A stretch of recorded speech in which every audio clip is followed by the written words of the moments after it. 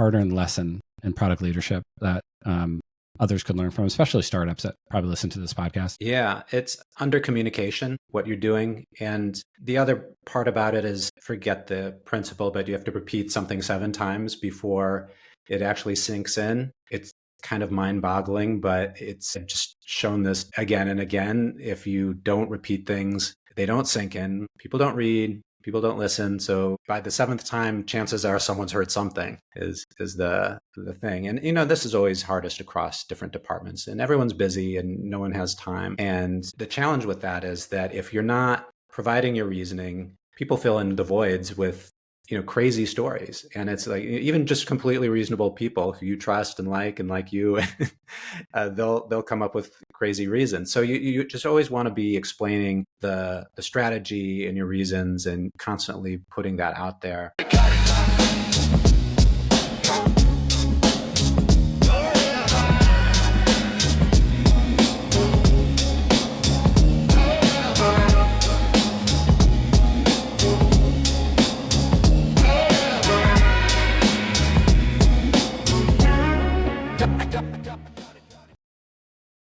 Hey everyone, welcome back to the Ignite podcast. Today, we're thrilled to have Greg Weinger on the program. He's the Senior Vice President of Product Management at SheerID. He has more than 15 years experience leading product teams at companies like Urban Airship, YesMail, and Jive Software. I know all those, that's great. Built a career around solving complex customer problems with scalable B2B SaaS solutions. He's also the creator of the Powerful Introvert podcast. We'll talk about that a little bit. And the newsletter, helping product leaders find balance while scaling impact. We'll dig into identity verification, leading product orgs, doing rapid growth, and how introverts can thrive in high-stakes leadership roles. Thanks for coming on. Yeah, really good to be here, Brian. So you've scaled product orgs at multiple well-known companies. What's the key to building a product team that lasts during hypergrowth? Sure. It's really comes down to the people themselves and who you select for these roles. Some of the things I've looked for that's worked really well over the years, especially your initial team, if you want them to grow with you and scale up, is finding people with a certain degree of mental and emotional adaptability. Tolerance for ambiguity is like, number one thing for a product person.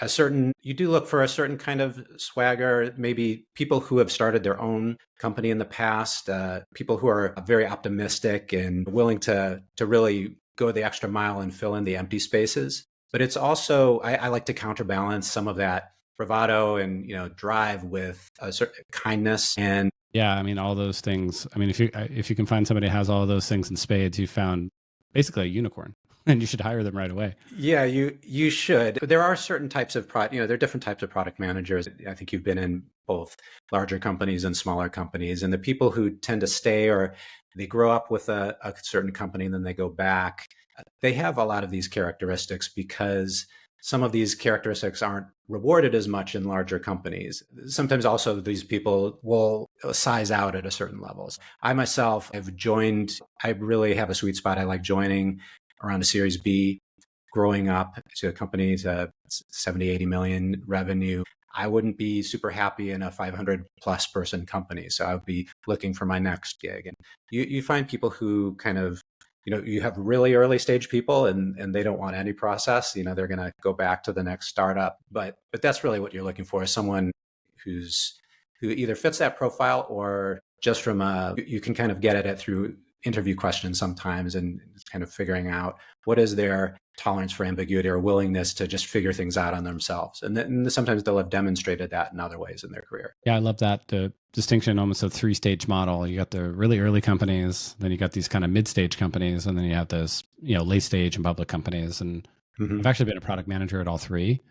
And I have to say, the most fun I probably had as a product manager was probably in the early stage, but mid stage was a close second. But yeah, my last job at Microsoft was a product manager. I went back to product because I was launching my venture fund and I needed something I could, product for me was easy at that point. I've been doing it like 10 years, right? And I was like a GM and running this cross-functional team. So I went back to product to have a small team. I could do it faster, if that makes sense. But yeah, I ran into all the political noise of Microsoft trying to get anything done, right? Same thing as running a cross-functional team, running a small product team. It was lots of, design by committee, decision by committee, and political teeth pulling is what I might call it. And not a fun place to be a PM. at all. Yeah. But even growth stage companies they develop their own politics. And so it's not really that, because you have to figure out a way, if you're a product manager at all, you have to figure out how to get along with all these different constituencies around the company. So it's really in the early stages when there's really no rules. But sometimes people are more comfortable in the larger companies because they figured out a lot of niceties for you. All your development processes are hammered out. It's just QA processes, and you can focus a little bit more on the job you're just trying to get done. So let's talk a little bit about mentoring product managers, because we kind of seem to be on that topic. Mm-hmm. Anything that's changed now from like 5 or 10 years ago? I don't know about in the market. I think part of it is me, myself, and just maturing as a leader. And I'm just far more direct than I ever was. The best time to give feedback is exactly in the moment. And, I just try to keep that up as fast as possible. The other thing that I've incorporated over the years is tailoring the feedback to the individual. I naturally like to be kinder with my advice, or just, what I've learned is to tailor the advice to the person, because some people have super thick skin and you're just not going to get through unless you're really direct or even blunt. But even then you can do that with kindness. So that's a couple things. You've probably gotten this question many times in the past, but how did you end up in product in the first place? Because it's not, maybe, when we got into it, I got into it probably 15 years ago. It wasn't what people were kind of seeking at the time when they went to school. It kind of was still emerging as a practice. Yeah. Well, I studied English literature. I didn't, I did a hard pivot during, I go way back to the .com era. And so standing up websites, and I started out on coding. Realized I was never going to be the best coder in the world. So I was saying, well, let's try engineering management. I was like, well, that's not quite it.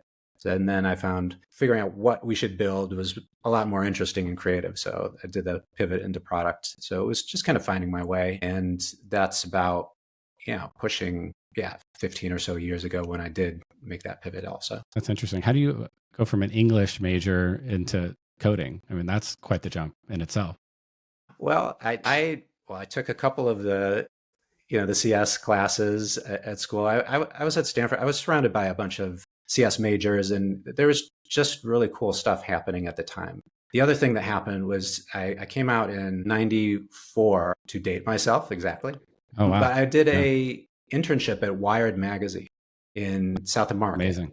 And like Kevin Kelly was still there and stuff, right? Yeah, Kevin Kelly was still there. Wow. It was just such a cool place. I mean, there were so many ideas, and the topics they were discussing. I think people who are hardcore Wired fans, they still have those original issues on their bookshelves. They're beautiful, so cool. The design, practically unreadable, but it was still so cool. You can, it was still worth it. But it was a great place to be. And that really inspired me. So part of it was looking at journalism career. I was considering English major, journalism. And then that seemed like a really long career path to my 22-year-old self, compared to I could be writing code. And so I just managed to do that hard pivot, and really was self-taught in terms of technology. Is Kevin Kelly still writing? I don't know. Read anything from him recently. I read What Technology Wants probably 10, 15 years ago. Mm-hmm. That was an incredible book. And I'd love to hear what he has to say about AI right now. Yeah, I need to go dig up some stuff on him. But yeah, what an amazing pivot. I kind of came from a different angle. I kind of, sales and marketing back into product. And then I got really hardcore in AI and data science, and I almost became a data scientist. So I kind of came the opposite direction, which is interesting. You kind of went all the way down to the tech and then kind of came back up. But I kind of just slowly made my way into the tech. Technical roles. That's impressive. That's an impressive move. I don't see that much either. Well, you kind of start from what the customer wants.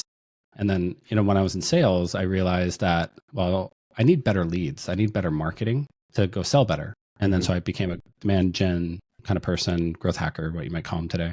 And then after doing that for a few years, I realized, well, I need to change the product if I'm going to really convert these people that I'm sending into the application. And then that's how I became a PM.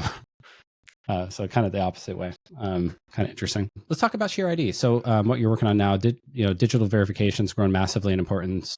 What does SheerID do differently from the competition? What SheerID does differently, there's an entire identity verification space, and most of it's focused around protecting account creation or the creation of a bank account. A lot of it's financial services focused. And are you who you say you are?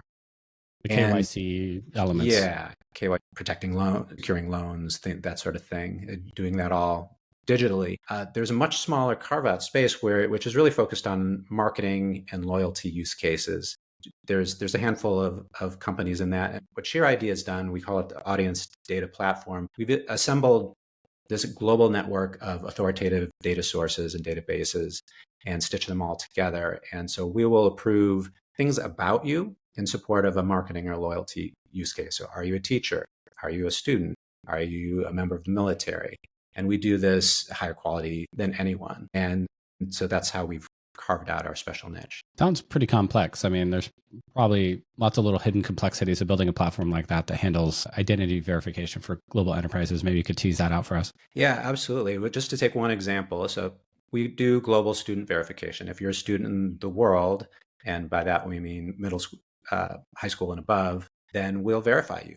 And so there's 190 countries. And just to take one example of India, it's 1 billion people. There's 50,000 universities, 1.5 million schools in total. So for each of those, we need to understand, can we instantly verify you? If we can't, what are the documents that are provided by your school that we can use to identify you, and what are valid and what are not? So this has taken years to amass, and there's lots of specialized knowledge in that. And Yeah, so what a complex multiply market. that times 190. Right. Yeah, what a complex problem. Let's talk about roadmap prioritization, because this is always like a hotly debated topic inside product circles, and something that I always struggled with as a PM.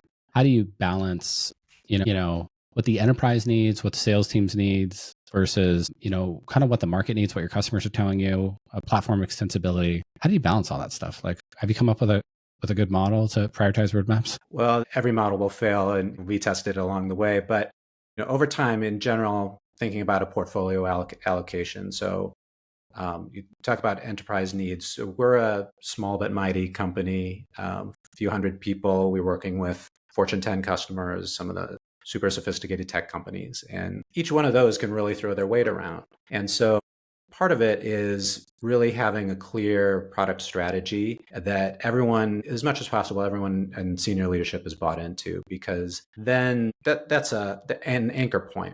And then in your portfolio allocation, you want a certain percentage that's going to handle the unexpected things that enterprise customers are going to come up with. And you can just bank on that being the case.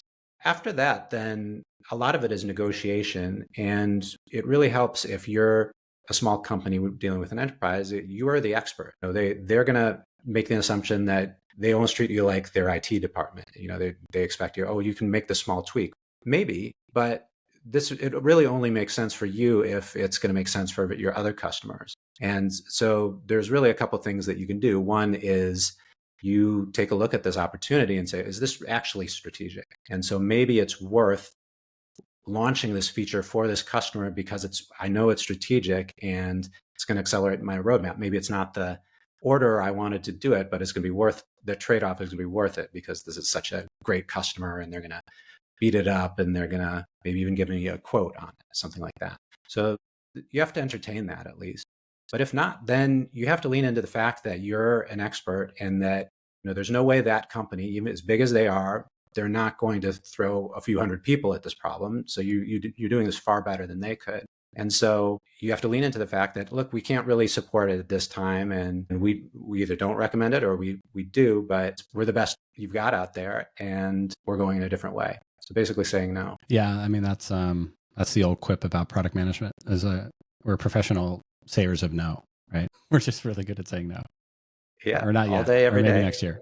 Yeah. Because, you have to balance all the stakeholders, and it's been a while. I'm sorry. All my product management lingo and skills are getting rusty now, years removed from it. But what's a mistake that or a hard-earned lesson in product leadership that others could learn from, especially startups that probably listen to this podcast? Yeah, it's under communication. Why are you doing what you're doing? And the other part about it is, forget the principle, but you have to repeat something 7 times before it actually sinks in. It's kind of mind-boggling, but it's just shown this again and again. If you don't repeat things, they don't sink in.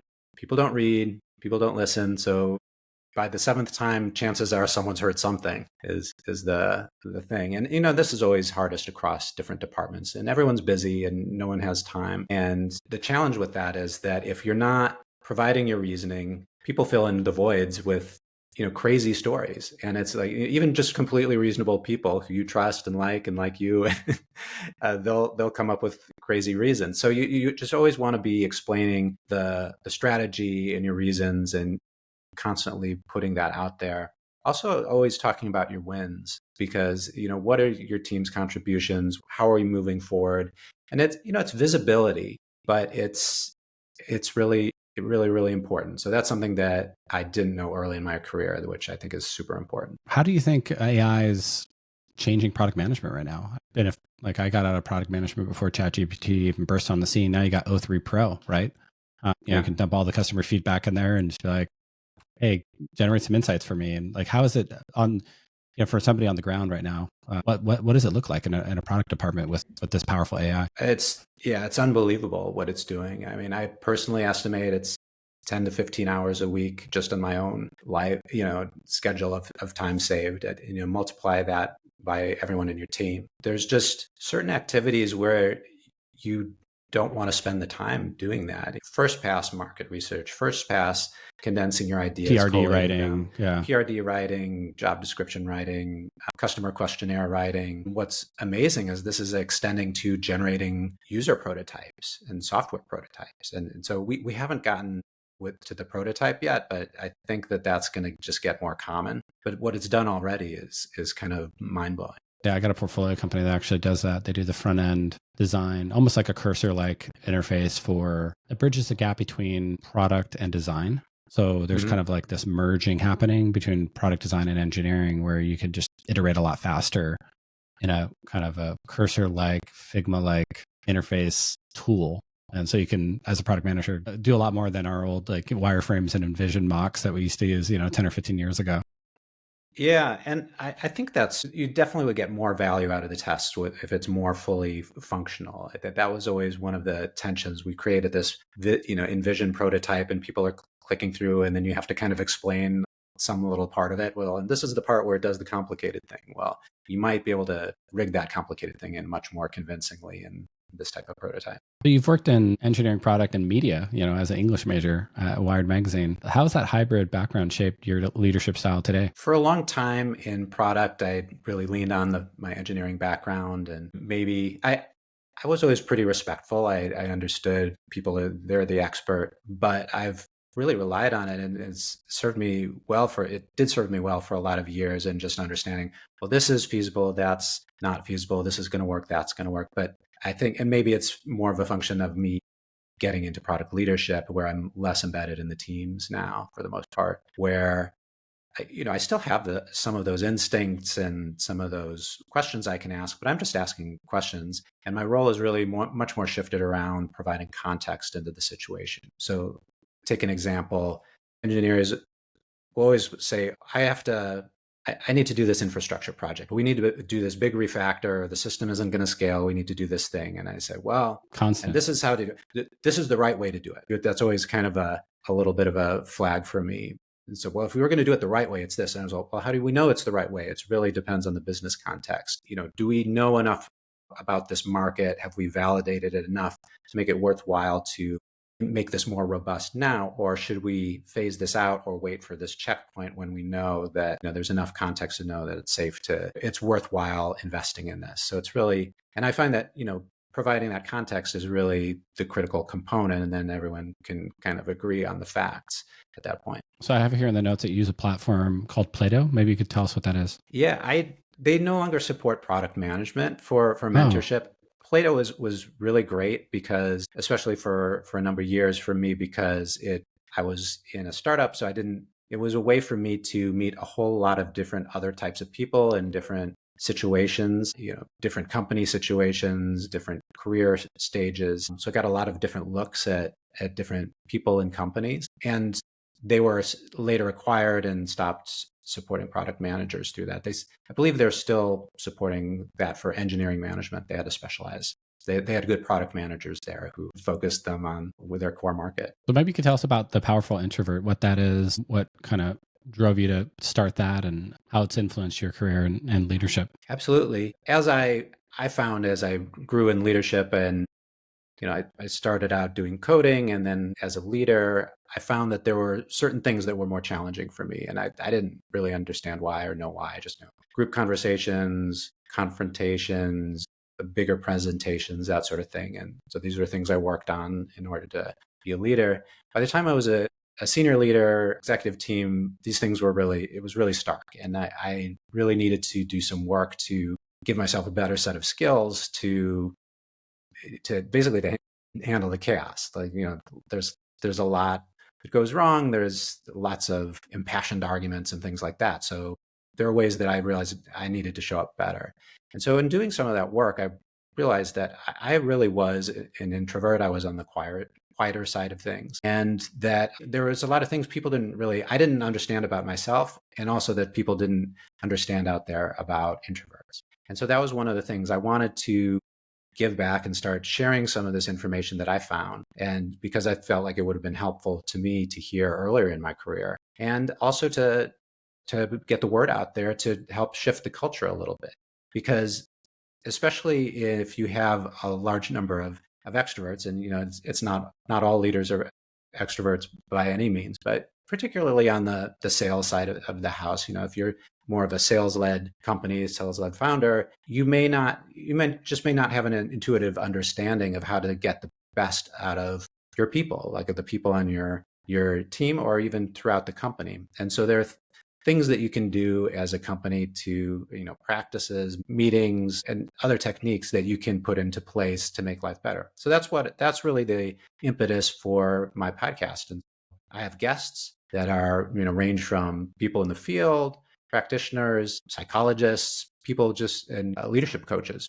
And I love, we were talking about this earlier. It's just great having interesting conversations with interesting people. And I'm really happy I'm doing that. I think everyone should have a podcast. I'll typically ask this. I'll be like, if you had a podcast, what would it be about? It tells you a lot about people, actually. Because some people are like, I don't know. And I'm like, oh, what are you passionate about? Like, if you had to talk to somebody every day about something, like, what would it be?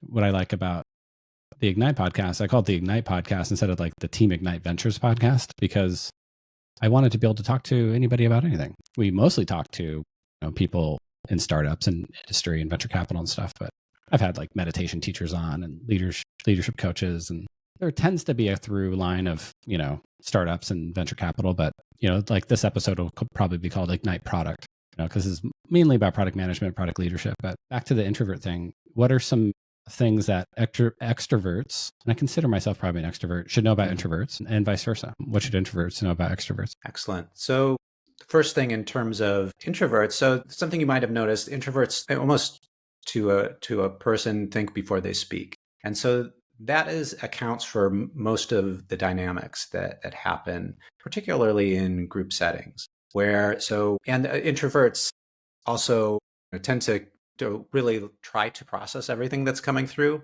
for whatever reason. So the extroverts are thinking aloud, and so they'll start talking and jumping in because you're going to figure it out as you go along, and that's just how you're wired. And introverts aren't going to do that. They're going to think a second and then jump in. Well, that creates a little bit of a choppy dynamic, because if I'm thinking before I respond, then the conversation may have moved on. And so now I'm not only trying to hold in memory, like, what am I thinking, but how do I adapt it to the direction the conversation is going?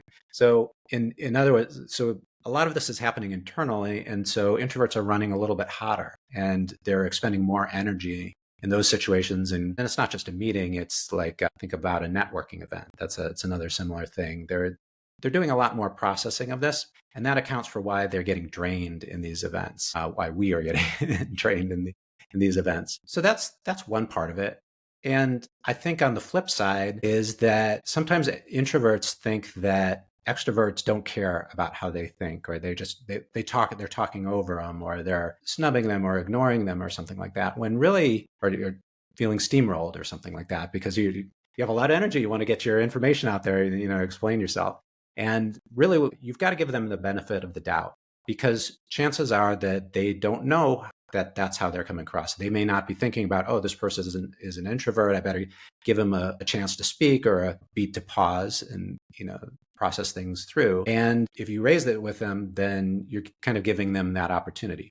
They may not care, but at least you'll have given them that chance. This is fascinating, because as a VC, I have to go to networking events, and I kind of don't like to go. I kind of get drained from it. Sometimes it goes well, but more often than not, I'm just like, I really like these one-on-one conversations a lot more, which makes me somewhat an introvert. I like doing the podcast conversations. I like meeting people one-on-one in person and Zoom and on the podcast, but I do get drained from networking events. And I think in networking events, you are processing a lot. There's just so much to process versus a one-on-one conversation. I can adapt to the person. And I know I'm an extrovert because you said something and I think out loud. Right now I'm doing it. I think out loud. Yeah. Maybe it makes me a good podcast host because I'm just sitting here thinking out loud. But yeah, that's interesting. Are there gradations between those two extremes? Is there a 2x2 matrix of introvert extrovert that you've discovered? I think there are other qualities too, because and another big thing that I misunderstood and other people don't know about is that the shyness is a separate component, because you can have a very shy extrovert where they're processing aloud and all that stuff, but they have a little bit of social anxiety going into events. And you can have a very unshy introvert that they have no fear of putting themselves out there. They just don't like it or don't want to. And, there are prominent examples of each. You've got just two Democratic presidents. Bill Clinton is a non-shy extrovert, and Barack Obama is a non-shy introvert. So you can think of lots more examples. And interesting. So it's possible that maybe you have a little tiny bit of that shyness component, even though you're extroverted. Yeah, I think that's probably right. That's really interesting, insightful.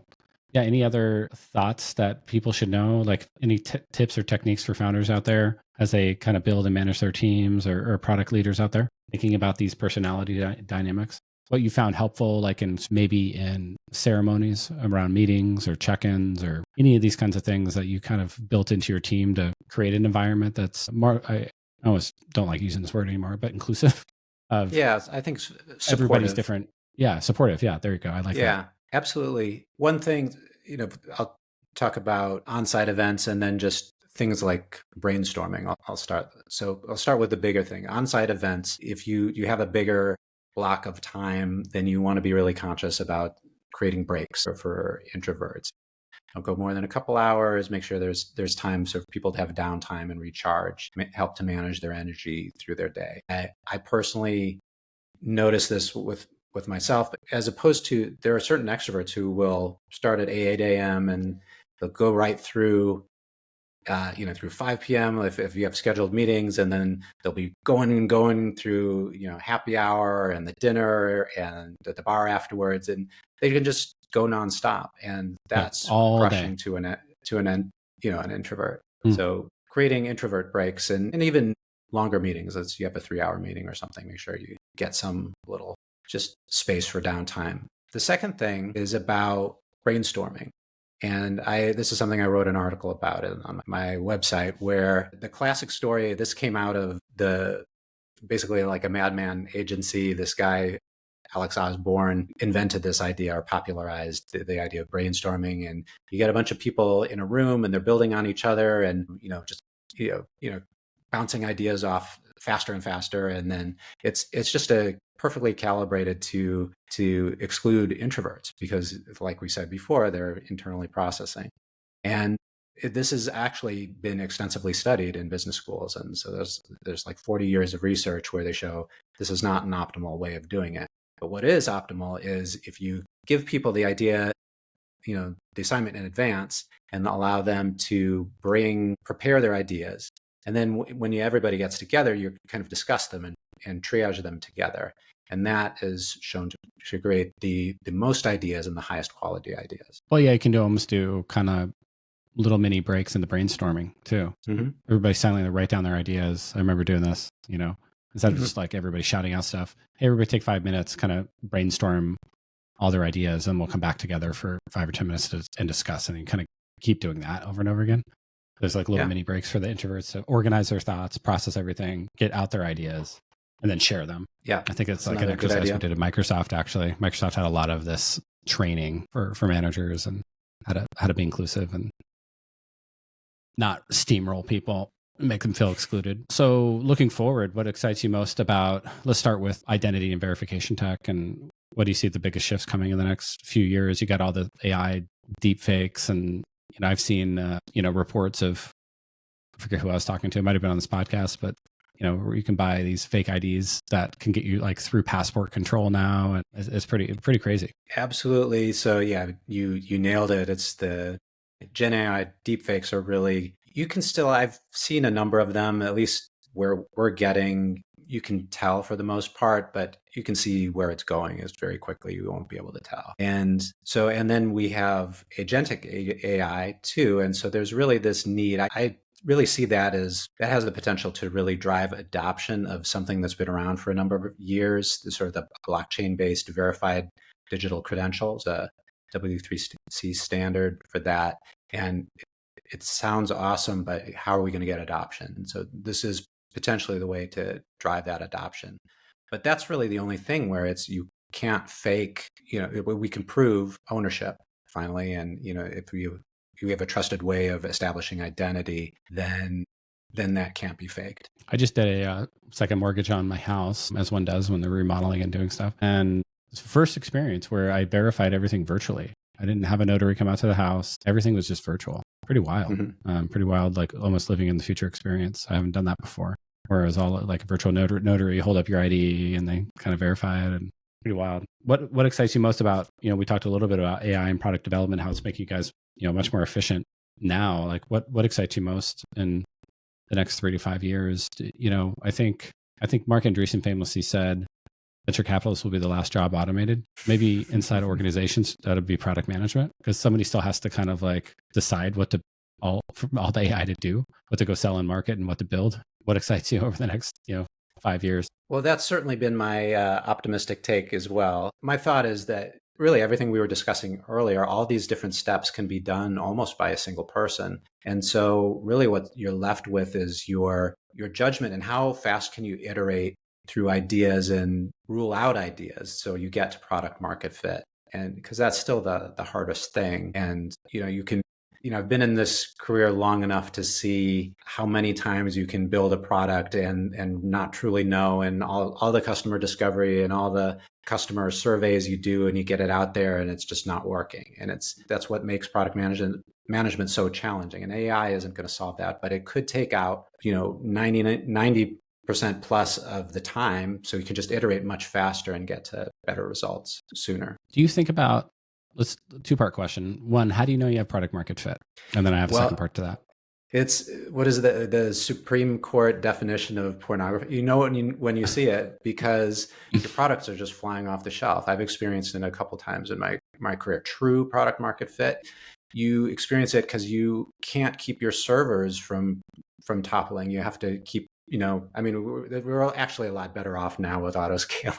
Right, yeah. With the cloud, you can kind of infinitely scale things, but yeah. So, but then you have a people problem. Like I can't service all the customers properly, and I can't build all the customer demands, right? When customers start like knocking down your door for additional features and capabilities and not churning. Yeah, if you're not feeling these extreme scaling pains, then you don't really have it. It's pretty interesting. And then second part of that is, how do you measure that at the product line level, right? As you're creating a portfolio of product lines and features inside a larger platform. Some of it's understanding who's your ideal customer. You define your ideal customer profile, and at a more mature level, once you understand this is post product market fit, and are you running out of space, and how penetrated are you into your defined ideal customers out there, your defined market, and you can measure market saturation, market penetration, right, types of things. Yeah, there's diminishing returns in every little product line, every little ICP, right, and every little bowling pin in the crossing the chasm analogy. And so you sort of, you're constantly saturating the market basically, and then you're having to look for more buyers and problems to solve, more or less. That's right. That's the product planning portfolio construction prioritization problem we talked about at the start. Right. Yeah. How am I expanding this portfolio and expanding my potential market? It's pretty interesting. All companies are destined to asymptote at some point. Let's wrap up with a rapid fire. Yeah. Do you do these on your podcast? I have not. I like the rapid fire. Let's see. We might innovate and add rapid Yeah, fire I like it. to the powerful introverts. It's a great way to wrap up and kind of hit a bunch of topics all at once. And sometimes like the rapid fire would be half the podcast, honestly. Yeah. Even though it's a rapid fire, it's a slowish fire. Anyway. Well, so yeah, should I tailor my answers to be more rapid, or should I, It depends. Like sometimes one word answer is good enough when we move on, and sometimes we'll discuss it for a few minutes. Okay. I don't know. I need to come up with a better name for this. So it's the end of podcast Q&A.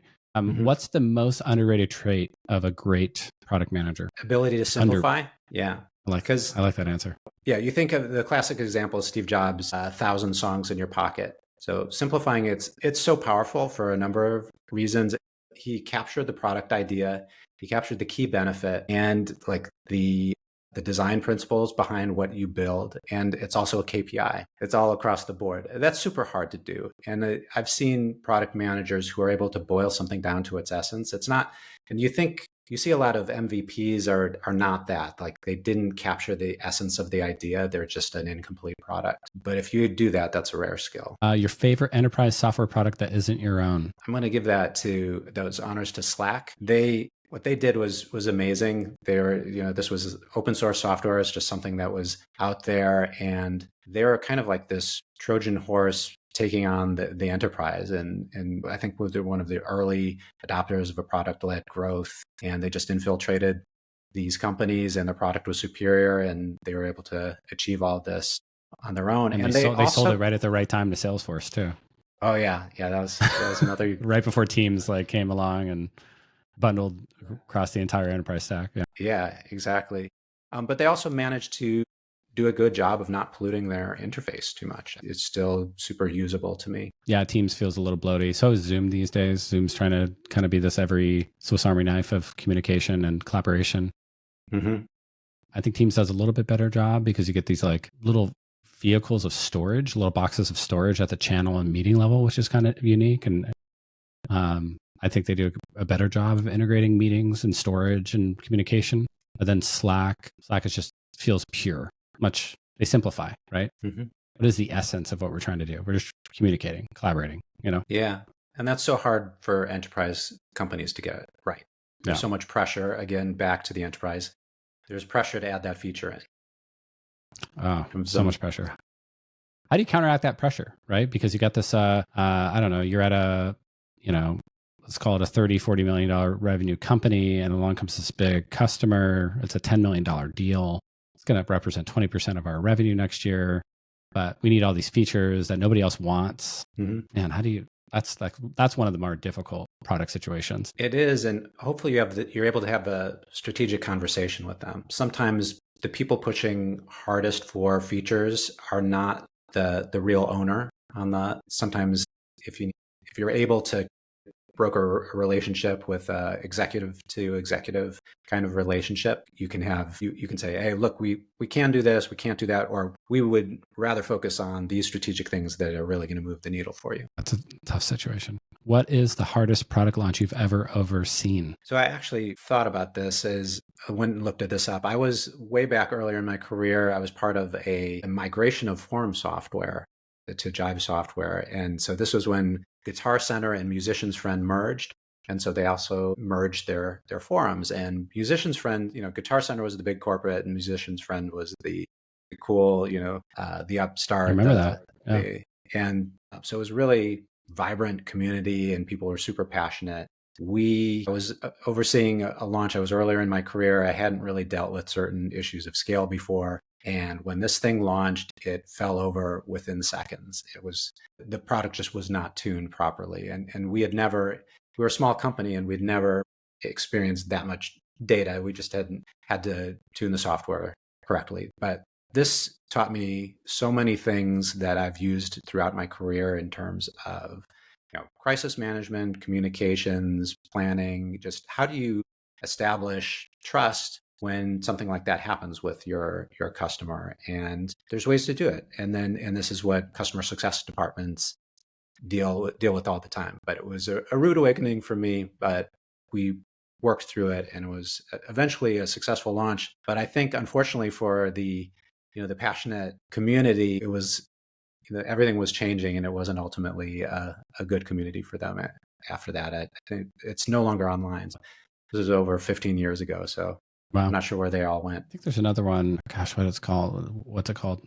It's for musicians to talk about instruments. That's how I found my guitar. That's right over here, what it's called right now. But you can rate and talk about the most arcane, long tail, hard to find instruments. Anyway, what's a product philosophy you completely disagree with? It's either I don't know what you call it. It's either the genius philosophy or the I think I'm Steve Jobs philosophy. So this is the counterpoint to the early one, where people take the wrong lesson from when he said, no one asked for an iPhone. So it's basically, to boil it down, it's pursuing your conviction without doing the validation work to know that it's really the right thing to do. So that's the best kept secret in Silicon Valley is Steve Jobs was a rigorous perfectionist of focus groups and customer feedback. Constantly. Thank you for pointing at that. Yeah. Millions, like hundreds of millions of dollars have gone into user research, and it's all under NDA. It's locked down like the cruises. You can't talk about it. It's not an accident that is a well-kept secret. Yeah, no, that's that, or at least it was surprising for me to learn that. I think maybe it was in his book or biography, or I was like, oh, I didn't know that they, it wasn't this like stroke of genius, this lightning bolt of inspiration that came out of his head. It was, rigorously market research and focus group. He knew exactly what people wanted. Yeah. Well, that's inspiring. So like mere mortals like us can build great products as well, just by listening to our users and building stuff they want. What's a book that changed how you lead, or you recommend to your product managers, or you recommend anybody in a leadership role should read? Yeah, along the vein of what we were talking about earlier is this book, Quiet, by Susan Cain. And it's just a fascinating read. It's really entertaining, is really well researched. And she takes you through, she talks about the cultural differences. And so that was a thing that really triggered a light bulb for me, was understanding, looking at Japan or China and how people treat introversion versus extroversion. And it really proves that these are cultural norms. And so, oh yeah, that's a good point. I used to live in Japan, and it's a very introverted communicating kind of culture. You're supposed to stop and think before you speak there. You wouldn't just think out loud. The person talking without speaking is considered a fool. It's really kind of turns everything up on its head. Yeah. But it's very, and some of these other ideas, but that really changed the way I thought about a lot of things. And when I first came across it, it's just a good read. What's one thing early stage founders or kind of early stage product managers consistently get wrong about product market fit? Back to our conversation earlier, that you have it. It's just kind of undeniable when things are clicking. And it's really easy to delude yourself or to persuade yourself that the validation you're getting is really universal. So that's, like you're always validating, you're always doing more, but when things start to get really easy is really where you feel like you start to have that fit. What's more dangerous, feature creep or customer tunnel vision? I'm not super sure about customer tunnel vision, but this one's easy because feature creep is the number one cardinal sin. Yeah, of every enterprise platform ever. Yeah. Look at just Microsoft Dynamics. It's just so expensive. Once you add something in, it like the lifetime cost of that and then complexity it's so wasteful to add something in, unless you really have some evidence that people really need it. Well, we got to stop and refactor everything. It's going to only take 6 months. So I'm sorry. So the thing that we've been building for the last 8 years will only take you 6 months to redo? Oh yeah, 6 months. We'll have it done. Don't worry. Mm-hmm. I've been through like 2 or 3 of these company destroying exercises where we stop all feature deployment to refactor, and it just destroys the company. And you know about the famous Jeff Bezos story, his biography, where I think it was a co-founder or really early head of engineering said, no, we really got to stop shipping and refactor. And Bezos goes, no, we cannot stop shipping. We have to keep meeting our customers' like needs and ship, like shipping features to them. And the VP is like, if we keep doing that, the system's going to break. And Bezos just eventually just fired him. Just like, you're just not the right guy for the job. brought in the next VP and said, hey, we're going to keep shipping and you could refactor at the same time, right? He goes, yep. And they did it. And the rest is history. So nice. Do not stop and refactor your code. You have to fix it as you're going down the road. You always have to keep delivering value. Always. And communicating about it. Right. Because the moment you stop, your competitors will just swarm around your feature set and be like, oh yeah, it's bundled all into our thing. Mm-hmm. You have to ship or die, basically. I think that's a phrase, ship or die. Most introvert, unfriendly setting in tech. Amazon, they're probably not the only one, but anywhere return to office is 5 days a week. Yeah. What's your thoughts on that? Like as a product leader, I mean, what's the right amount of days? Do you guys do a hybrid system? Yeah, I'm fortunate to do a hybrid where I can do 1 to 2 days. We're a small company. We're distributed. Most of our members in any one meeting are distributed anyway. And so you go all the way into the office, you spend an hour or two getting there, or maybe even have to fly there. And then like half the people on the meeting are sitting at home. Yeah. Or sitting in some other office somewhere else in the world. And they're like, well, why did I bother to come in? Yeah. If some of your team is co-located, there's value. So have a day or two where you can maximize it. Have trips where everyone gets together and can have dedicated focus time, as much as your company can afford. But otherwise, you're just inconveniencing or you're reducing people's productivity for, I don't understand why. I used to, when I worked for Amazon, Versica, a startup before that, and then Microsoft after that, I was going up. Amazon back then didn't really have remote work. They hired me remotely. So I was up in Seattle like 4 days a week for the first month, and then 3 days a week. And then it kind of tapered off to where it was a 1 day a week. And then it was like 1 day every 2 or 3 weeks. And then towards the end, it was like 1 day a month. And that was enough to sort of keep face with everybody. Mm-hmm. How do you think about people that have to actually fly to Portland or fly to the office? Like how is it kind of doing the team offsite onsites? Yeah, that's how we do it. And it is a bigger imposition to fly. And we try to keep the full team onsites quarterly. I think senior leadership will do that more frequently, probably on more monthly cadence. We also do have a number of people on the West Coast, so people can drive, and that's keeps costs down. Some people in Bend or whatever, and Wenatchee, Seattle, or whatever. Salem. Yeah, Seattle. Shout out to Team Out, a portfolio company that helps companies like yours organize team offsites. Yeah, check them out. Yeah, check them out. What's your personal go-to productivity system? I am using Obsidian, just a template. These days, I've developed my own template. I use a daily, what do they call it? Daily journal. So it just generates a new thing from a template each day. And it forces me to every single day do a top 3. I kind of group tasks and, bulleted lists by now, next, later, and then a section for meeting notes. So I keep it that lean, and then I force myself I have the discipline to just basically copy things over from previous days to the current day. Yeah. So I'm always weeding things out and getting the daily Obsidian, what is that? Is that like a note taker? What is that? Yeah, I'm trying to think. Yeah, it's one of the many notes apps, but you could do this with anything. You could do it with Notion or Evernote. Or even just a Google Doc, Yeah, you could do it in Google. Well, there are certain things that the editor does automatically that would be a lot harder in Google Doc and maybe Evernote. So there's like Notion will do it, Roam Research. There is something will create here's my daily note from a template, and I can flip back and forward through time and easily see. It kind of creates a mini planner. I used to do, I was on the tech side, so I used to do things in Emacs. So I like it a little bit lean that way. Something I'd recommend. Last question. What's one piece of advice you'd give to your younger self starting out in product? It would be to seek feedback constantly and just be fearless about it. It's such a painful thing to do. Yeah, it is. And the people who improve the fastest are the most fearless about seeking feedback. And it could be as simple as meeting with your boss one-on-one every week and saying, hey, what can I be doing better? Any feedback for me? That kind of feedback. But even the things that you're working on, I wouldn't work more than a few hours. I'd say even set something really aggressive, like 2 hours, without sharing that document and getting someone to look over it. That's really good advice. Yeah. If you're working on something, don't spend a whole week working on it before you show it to somebody. Yeah. Yeah. That's really good advice. Yeah. Well, great. How did I do in that meeting that's another level. You're like, okay, well, how am I coming across? That can be more sensitive. But I would Yeah, you kind absolutely of encourage that too. ask your trust confidants, maybe, Yeah. Well, thanks so much for coming on. I learned a lot. Where can folks find you online? Yeah, they can find me at the powerfulintrovert.podcast.com. That goes to you'll see all episodes and articles there. It's on Substack. Awesome. Thank you, Greg. Yeah. Thanks for having me.